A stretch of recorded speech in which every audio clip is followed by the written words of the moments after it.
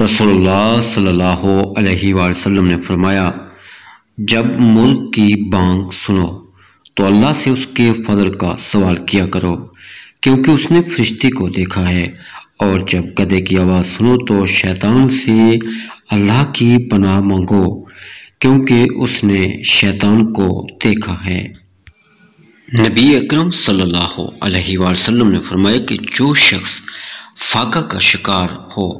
اور اس پر صبر نہ کر کے لوگوں سے بیان کرتا پھرے تو اس کا فاقہ ختم نہیں ہوگا،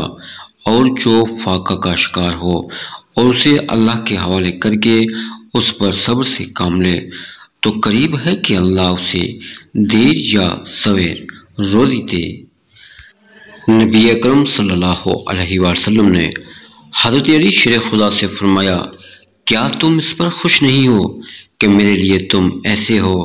جیسے موسیٰ علیہ السلام کے لیے ہارون تھے،